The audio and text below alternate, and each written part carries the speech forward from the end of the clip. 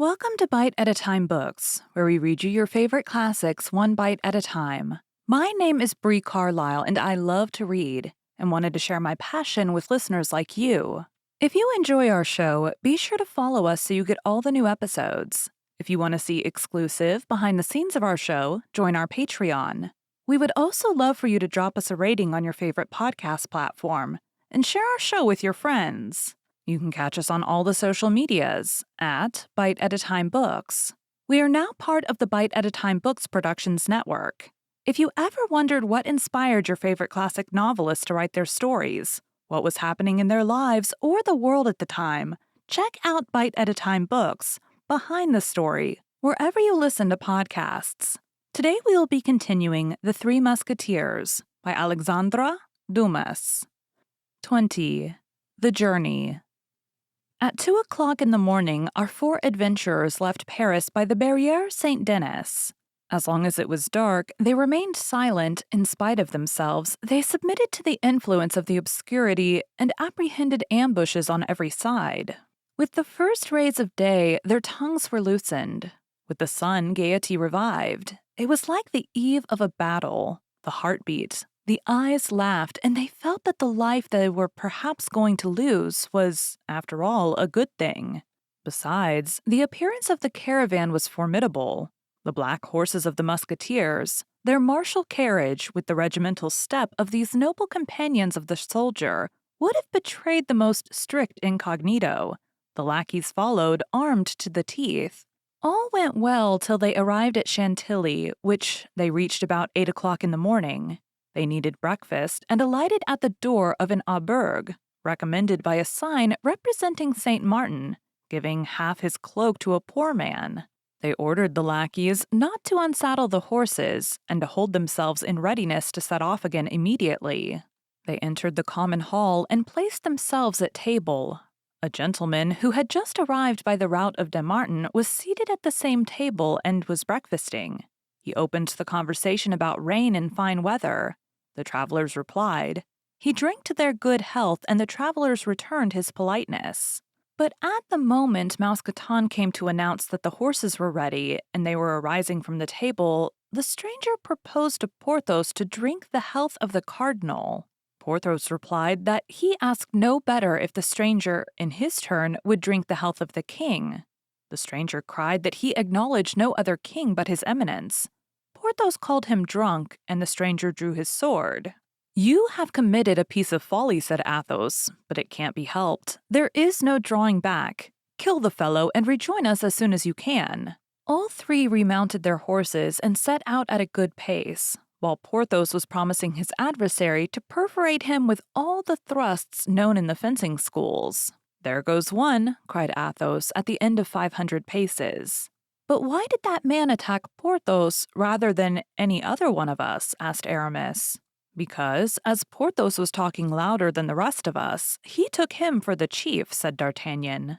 "I always said that this cadet from Gascony was a well of wisdom," murmured Athos, and the travelers continued their route.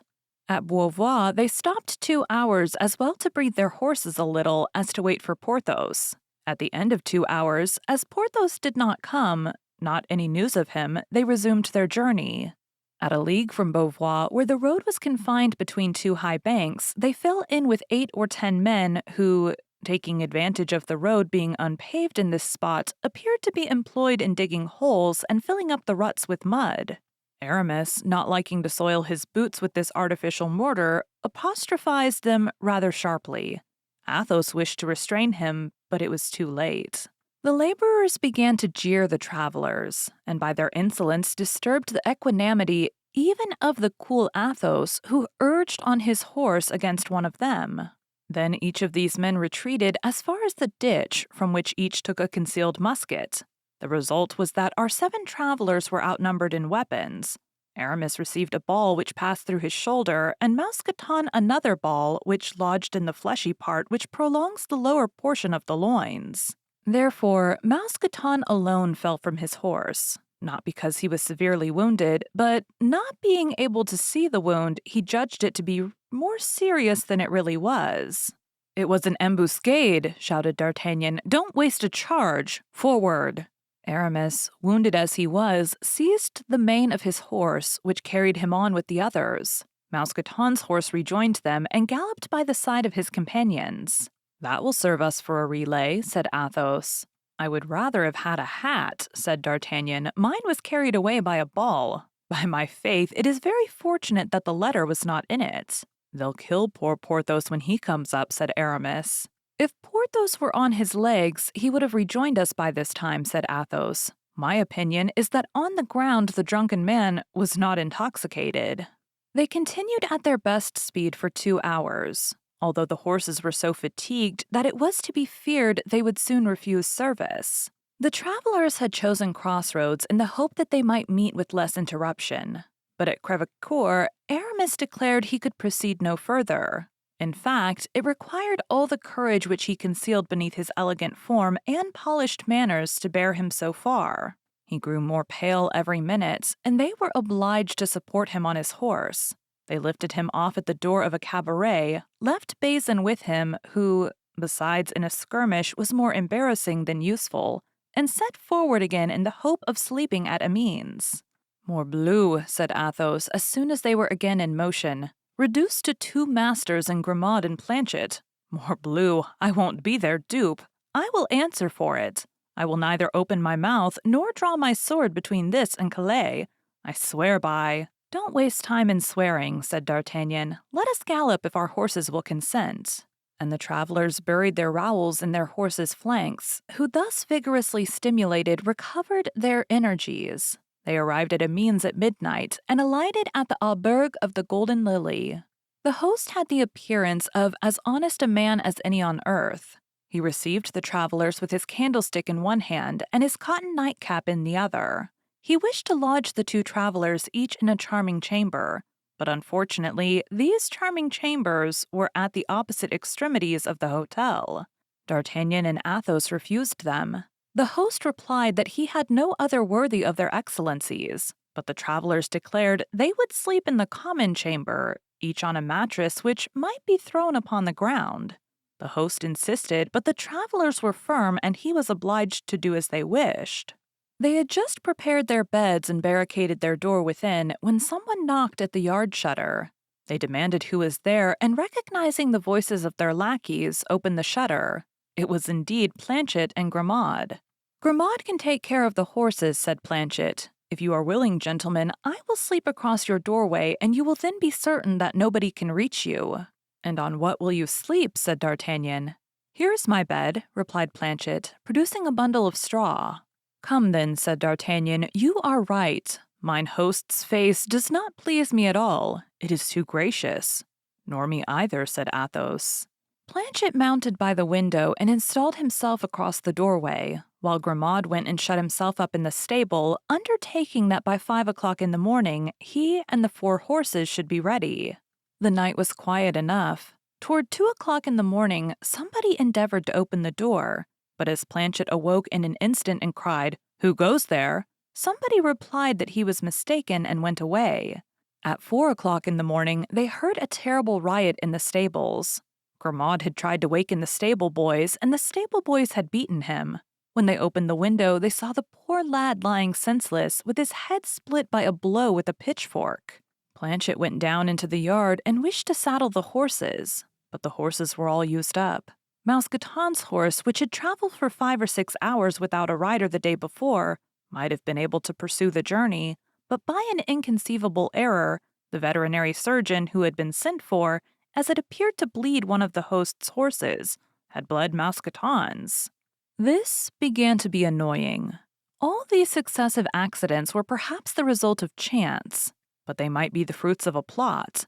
Athos and D'Artagnan went out, while Planchet was sent to inquire if there were not 3 horses for sale in the neighborhood. At the door stood 2 horses, fresh, strong, and fully equipped. These would just have suited them. He asked where their masters were and was informed that they had passed the night in the inn and were then settling their bill with the host. Athos went down to pay the reckoning, while D'Artagnan and Planchet stood at the street door. The host was in a lower and back room to which Athos was requested to go. Athos entered without the least mistrust and took out 2 pistoles to pay the bill. The host was alone, seated before his desk, one of the drawers of which was partly open. He took the money which Athos offered to him, and after turning and turning it over and over in his hands, suddenly cried out that it was bad, and that he would have him and his companions arrested as forgers. "You blackguard!" cried Athos, going toward him. "I'll cut your ears off!" At the same instant, 4 men armed to the teeth entered by side doors and rushed upon Athos. "I am taken!" shouted Athos with all the power of his lungs. "Go on, D'Artagnan! Spur! Spur!" And he fired 2 pistols. D'Artagnan and Planchet did not require twice bidding. They unfastened the 2 horses that were waiting at the door, leaped upon them, buried their spurs in their sides, and set off at a full gallop. "Do you know what has become of Athos?" asked D'Artagnan of Planchet as they galloped on. "Ah, monsieur," said Planchet, "I saw one fall at each of his 2 shots, and he appeared to me through the glass door to be fighting with his sword with the others." "Brave Athos," murmured D'Artagnan, "and to think that we are compelled to leave him. Maybe the same fate awaits us 2 paces hence. Forward, Planchet, forward, you are a brave fellow." "As I told you, monsieur," replied Planchet, "Picards are found out by being used. Besides, I am here in my own country, and that excites me." And both, with free use of the spur, arrived at St. Omer without drawing bit. At St. Omer they breathed their horses with the bridles passed under their arms for fear of accident, and ate a morsel from their hands on the stones of the street after they departed again. At 100 paces from the gates of Calais, D'Artagnan's horse gave out, and could not by any means be made to get up again, the blood flowing from his eyes and his nose. There still remained Planchet's horse, but he stopped short and could not be made to move a step. Fortunately, as we have said, they were within 100 paces of the city. They left their 2 nags upon the high road and ran toward the quay. Planchet called his master's attention to a gentleman who had just arrived with his lackey, and only preceded them by about 50 paces. They made all speed to come up to this gentleman, who appeared to be in great haste. His boots were covered with dust, and he inquired if he could not instantly cross over to England. "Nothing would be more easy," said the captain of a vessel, ready to set sail. "But this morning came an order to let no one leave without express permission from the cardinal." "I have that permission," said the gentleman, drawing the paper from his pocket. "Here it is." "Have it examined by the governor of the port," said the shipmaster, "and give me the preference." "Where shall I find the governor?" "At his country house, and that is situated—" "At a quarter of a league from the city. Look, you may see it from here at the foot of that little hill, that slated roof." "Very well," said the gentleman, and with his lackey he took the